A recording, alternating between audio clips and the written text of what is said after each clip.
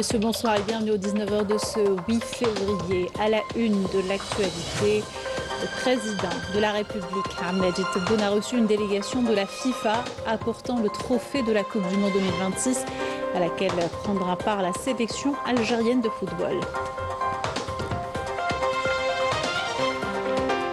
Retour dans ce journal sur les plus importantes ces déclarations et annonces du président de la République lors de son entrevue périodique avec les représentants de la presse nationale.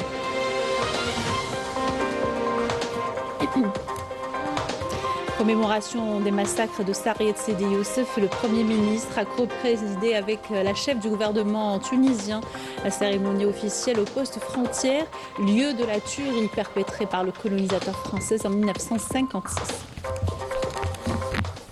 Bienvenue à tous, heureuse de vous retrouver. Tout d'abord, une délégation de la Fédération internationale de football est arrivée en Algérie, conduite par l'ancien international allemand Jürgen Klinsmann, apportant le trophée de la Coupe du Monde 2026 à laquelle prendra part la sélection nationale de football. Et au siège de la présidence de la République, le président Abdelmadjid Tebboune a dévoilé le trophée de la Coupe du Monde.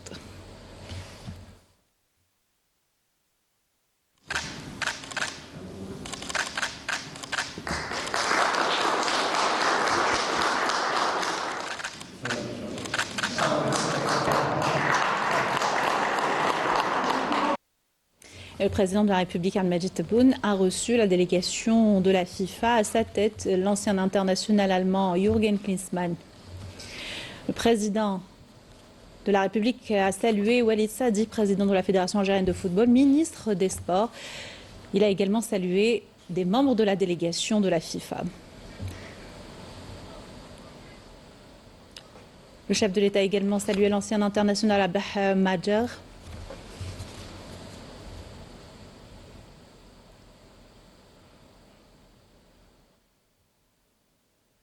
Le président de la République a par la suite salué Jürgen Klinsmann, le chef de la délégation.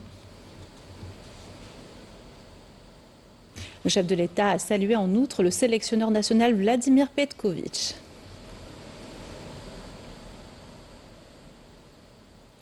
Ainsi que des légendes du football algérien, l'ancien international Salah Assad,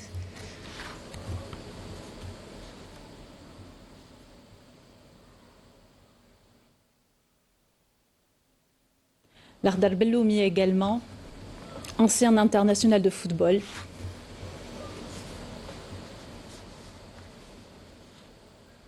Ainsi que l'ancien joueur international Ali Benchir.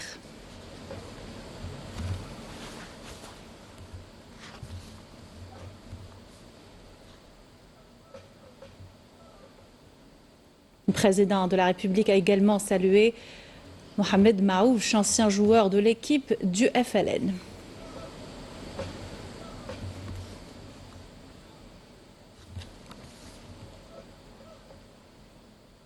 Et enfin, le président de la République a salué Zinedine Belaïd, Ibrahim Maza et Lucas Zidane, tous joueurs de l'équipe nationale de football.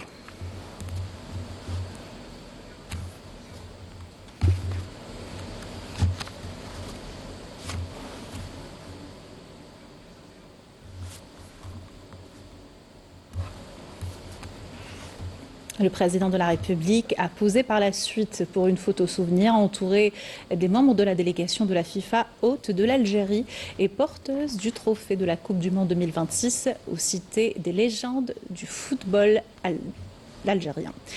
L'ancien capitaine de la sélection allemande et un de ses meilleurs buteurs, Jürgen Klinsmann, a offert au président de la République une réplique miniature de la Coupe du Monde 2026.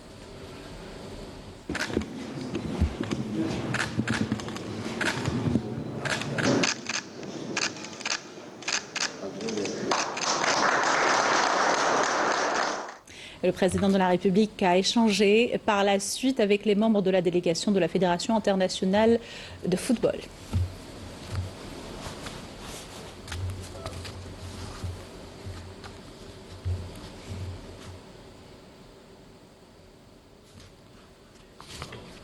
Les membres de la délégation de la FIFA reçus par le président de la République ont exprimé leur joie et leur gratitude par l'accueil qui leur a été réservé.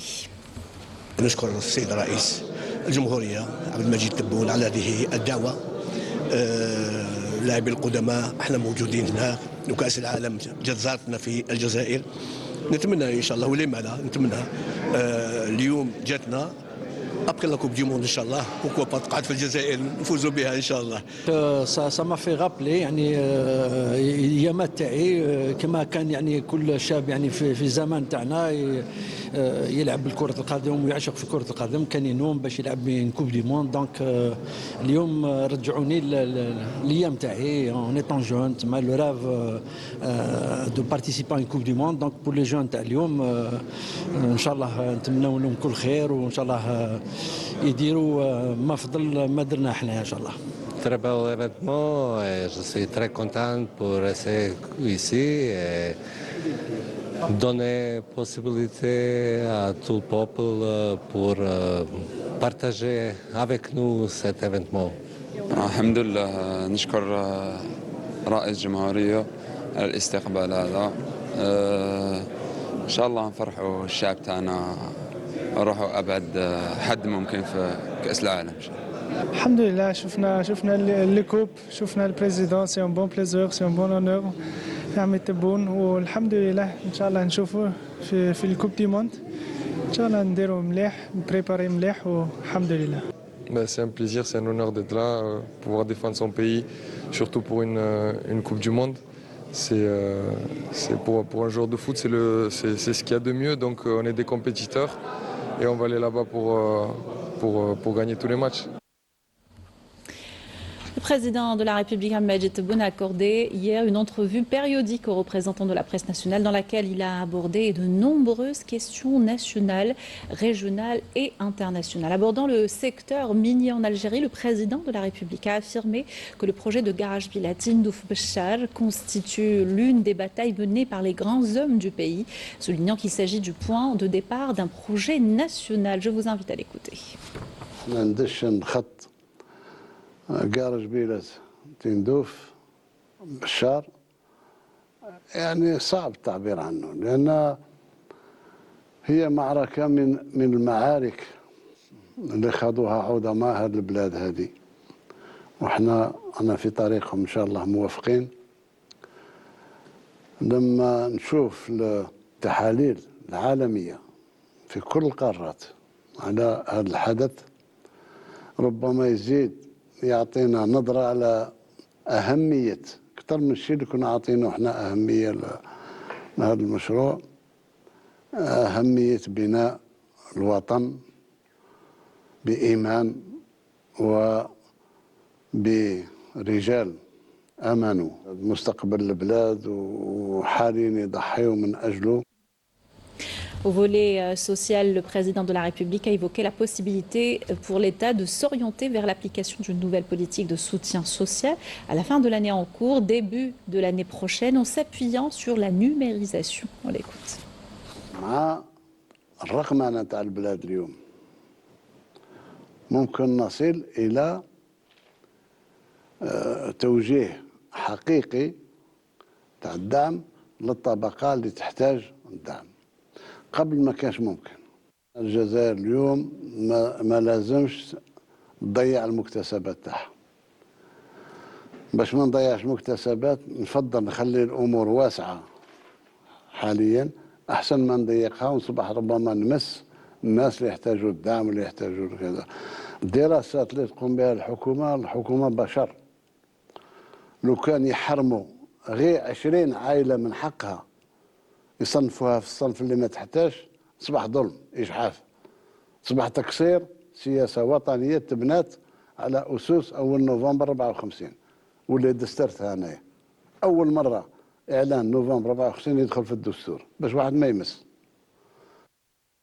Concernant l'amendement technique de la Constitution, le président de la République a affirmé que la Constitution actuelle bénéficie d'un consensus général sur l'ensemble de ses dispositions, mais que des réajustements techniques sont devenus nécessaires après le constat de lacunes dans l'application de certains articles. Je vous propose de l'écouter. هو بناء ديمقراطية حق، ديمقراطية اللي تمشي بمرجعية دستورية ومرجعية سياسية ومرجعية كذا. نشوف اليوم مثلا فيه بعض بعض الخلل في تطبيق الدستور.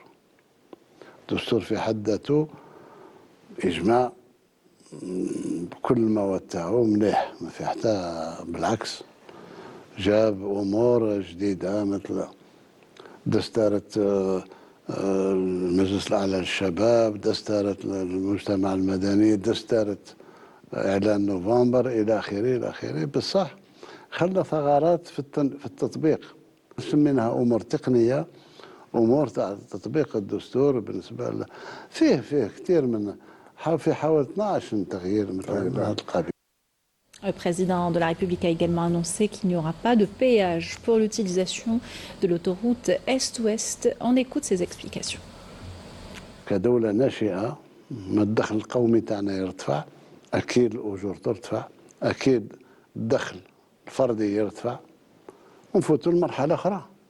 ولكن اليوم بالنسبة للعالم الثالث، بالنسبة لمحيطنا، دولة اللي ما ترهنش مستقبلها ولا مستقبل ولادها، ما نقبلش ولو $1000 مديونية، اللي تتحمل الدعم تاع المواد الأساسية، تحمل الطب المجاني، تحمل التعليم المجاني.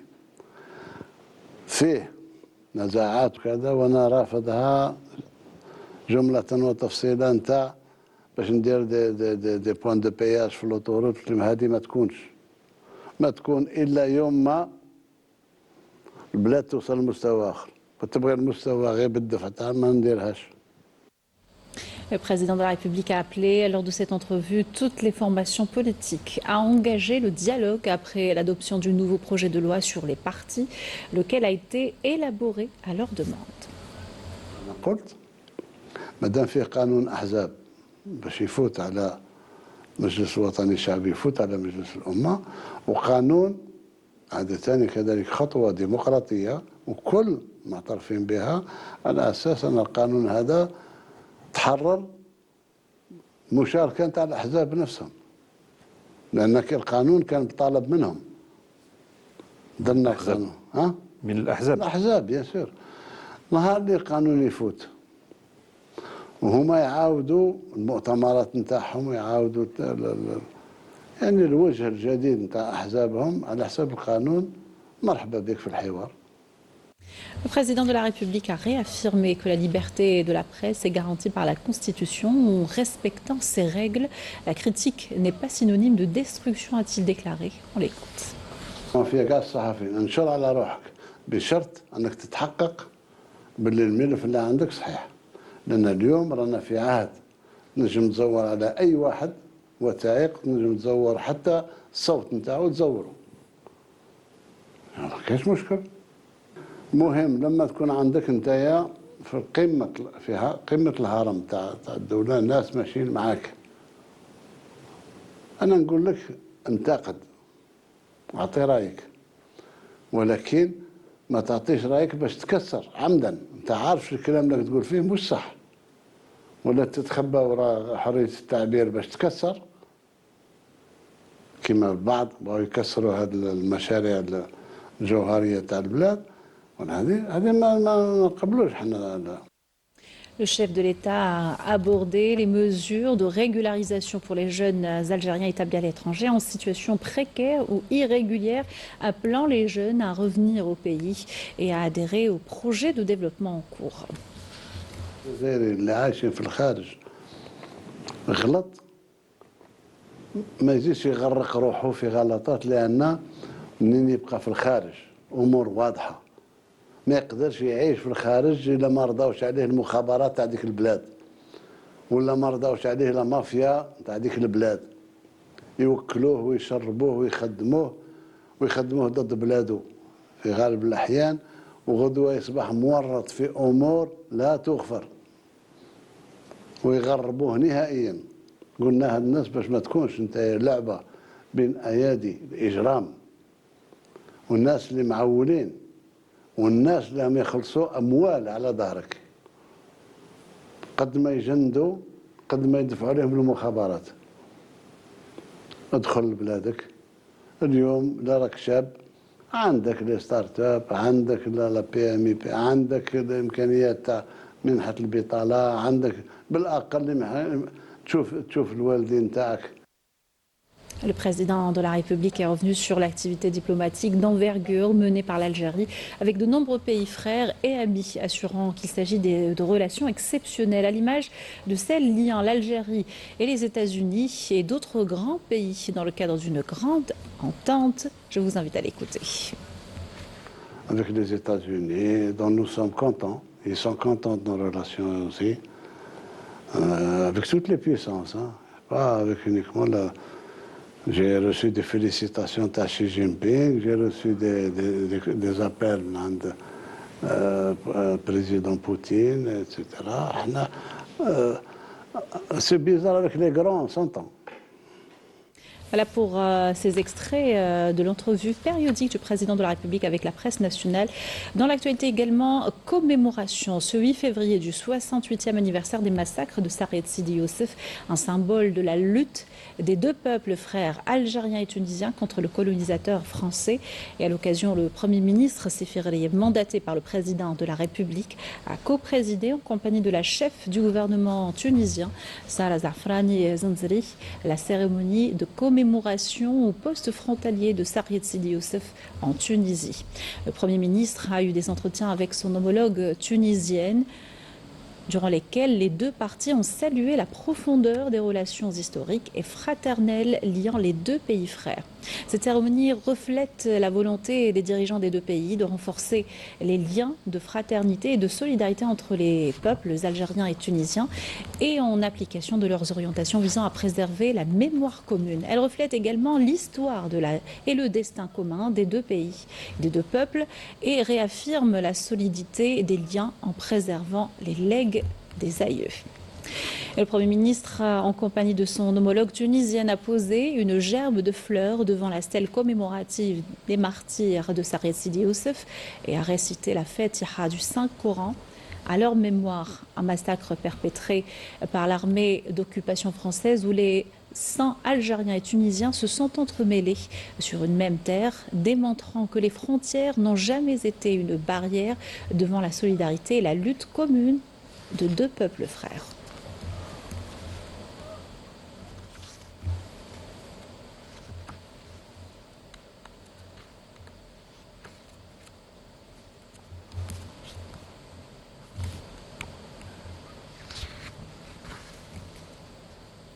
Le Premier ministre Sefir Eliyev a prononcé une allocution où il a mis en avant les liens historiques entre l'Algérie et la Tunisie, réaffirmant la forte volonté partagée par les dirigeants des deux pays d'hisser encore plus haut les relations bilatérales. On l'écoute.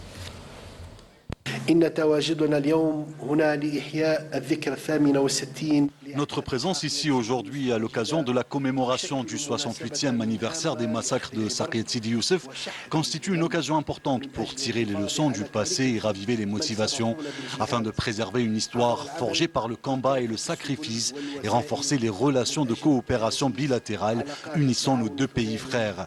En vue de concrétiser le partenariat stratégique et intégrateur souhaité, conformément aux aspirations des dirigeants des deux pays, le président Abdelmadjid Tebboune et son frère le président Kais Saïd, ainsi qu'à leur attachement constant au renforcement des liens de fraternité et à la réalisation des aspirations des deux peuples frères vers davantage d'unité et de prospérité et de bien-être commun.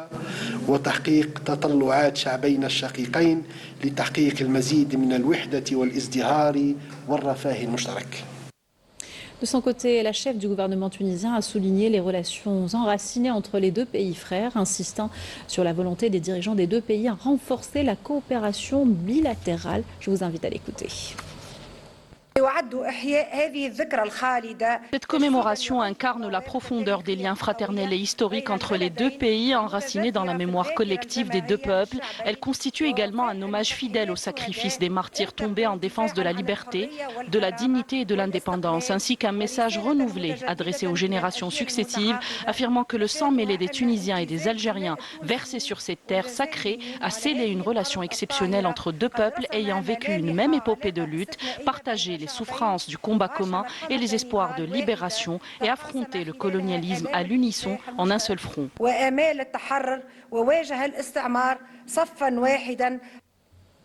Le Premier ministre, en compagnie de la chef du gouvernement tunisien, a visité une exposition de photos dédiée au massacre de Sarid Sidi Youssef. Des clichés qui relatent les détails de ce massacre sanglant commis par le colonisateur français contre les peuples algériens et tunisiens.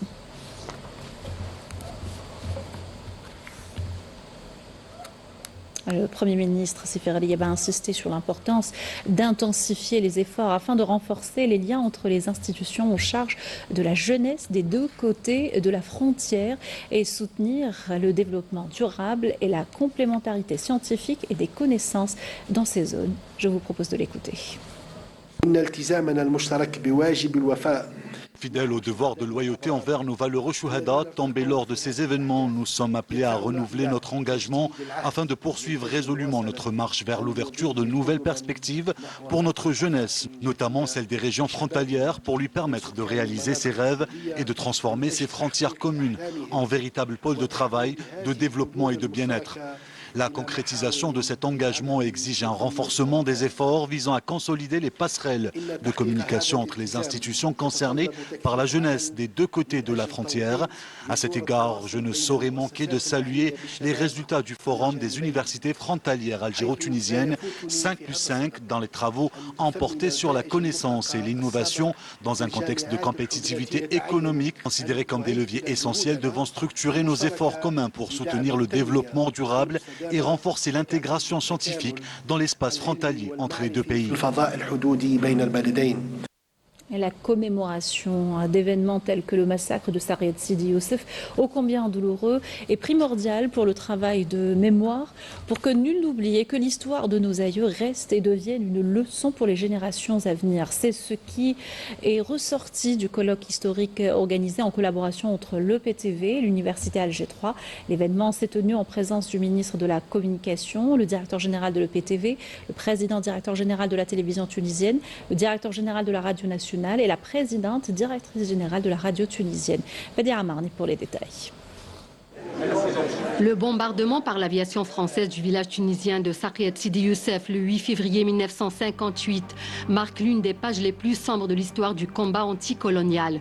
Aujourd'hui, la commémoration de ces massacres dépasse le simple devoir de mémoire. C'est un acte de fidélité aux martyrs, un rappel de la vérité historique et une réaffirmation de l'unité de destin et de lutte entre les peuples algériens et tunisiens. La télévision publique veut prouver encore une fois et à chaque fois que c'est une entreprise citoyenne qui doit participer dans tous les efforts nationaux, entre autres les efforts par rapport à la mémoire.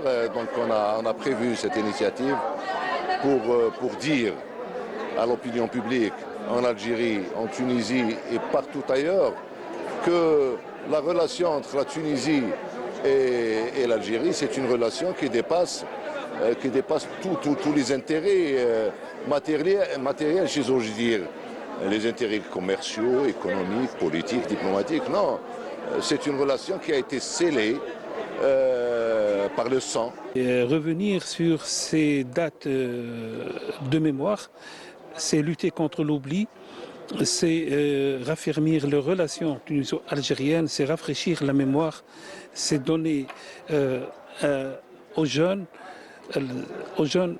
journalistes surtout, parce que nous sommes dans une faculté de journalisme, les atouts pour décoder ce passé combien important dans l'histoire de la Tunisie et de l'Algérie. Nos relations, notre fraternité tuniso-algérienne, elle sera durable, elle sera... c'est une relation, voilà, je voudrais dire que c'est une relation historique. Elle était et elle sera une relation éternelle. Ce colloque historique organisé par la télévision algérienne en collaboration avec la Faculté des sciences de l'information et de la communication vise à raviver la mémoire collective, documenter les faits et transmettre l'histoire. Des universitaires, des chercheurs et des historiens étaient présents. Objectif, faire de la mémoire un outil de connaissance et de conscience, notamment pour les étudiants et les générations montantes.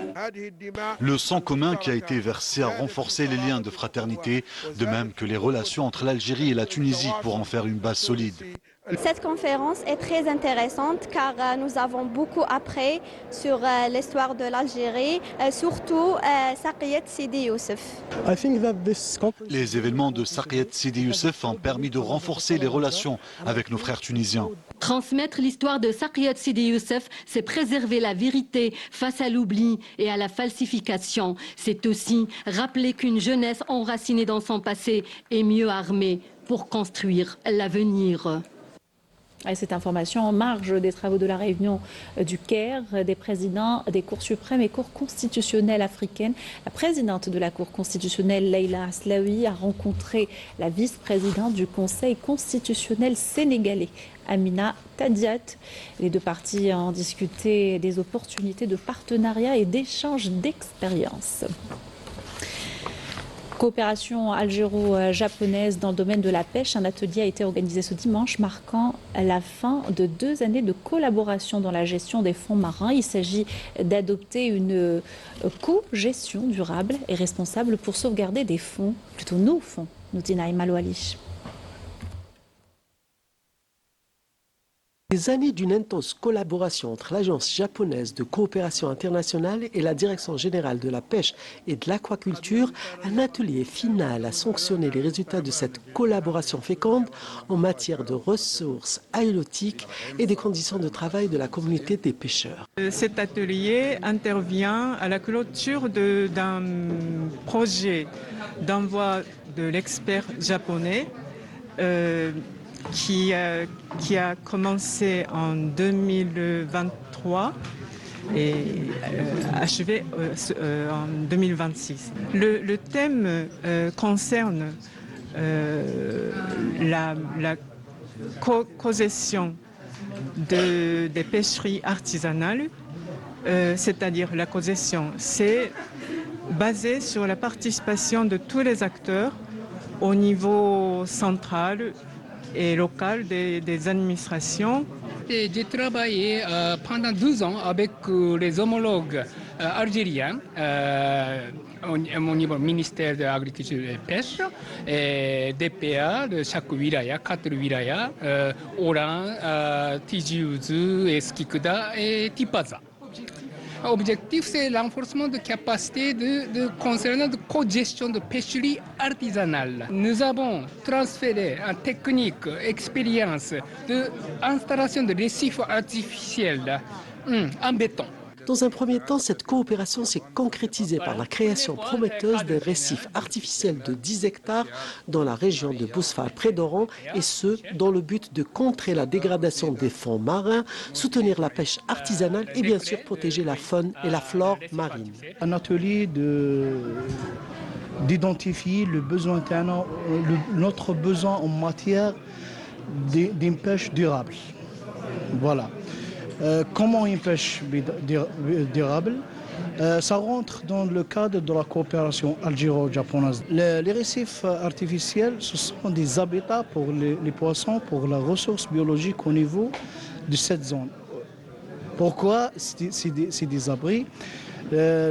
Cette ressource, elle va trouver un endroit de nurserie, un endroit de reproduction, un endroit qui va abriter cette communauté de poissons. Outre étendre la création des récifs artificiels à la région d'Asfon, Tipaza et Skikda, cette coopération permettra de promouvoir la cogestion de la pêche en réhabilitant les fonds sableux appauvris et en sauvegardant toute espèce marine.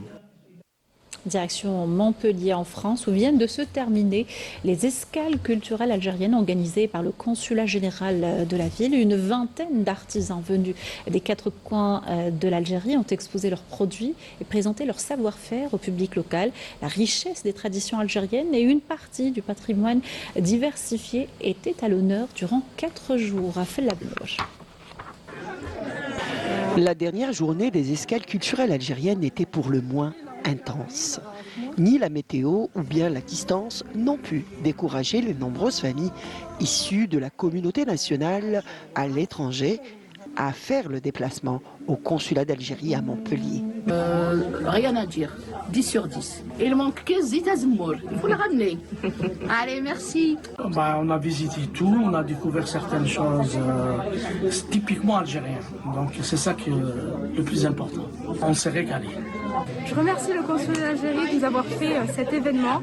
Grâce à cet événement, j'ai appris plusieurs choses sur la culture algérienne, la gastronomie algérienne, l'histoire d'Algérie, les bijoux algériens. Et j'aimerais tellement qu'on refasse ce genre d'événement pour que nous, les jeunes franco-algériens et les Algériens de France, apprennent plus sur la culture, notre merveilleuse culture algérienne.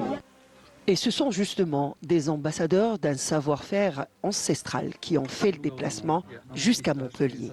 Entre artistes et artisans, près d'une vingtaine d'exposants ont représenté les différentes régions du pays. Je travaille des émissions, c'est à l'atelier non.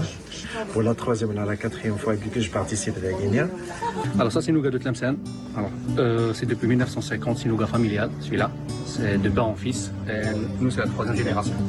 Alors on est venu d'Alger spécialement pour l'événement. Je remercie le consulat de Montpellier de nous avoir donné cette chance de participer à cet événement. Plus qu'un événement, cette rencontre s'inscrit en droite ligne des recommandations du séminaire qui s'est tenu à Alger le 2, le 3 et le 4 février 2026. En cet instant de clôture, permettez-moi d'exprimer ma profonde gratitude et de reconnaissance à tous les artisans qui ont honoré cet événement par leur présence.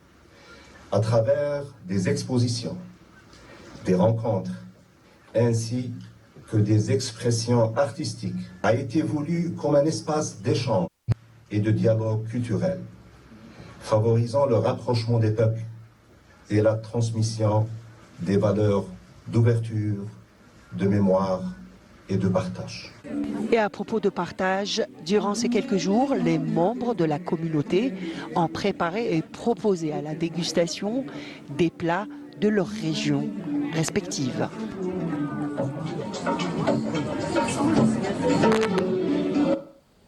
Voilà qui termine ce journal. Merci de l'avoir suivi. Excellente soirée sur Canal Algérie.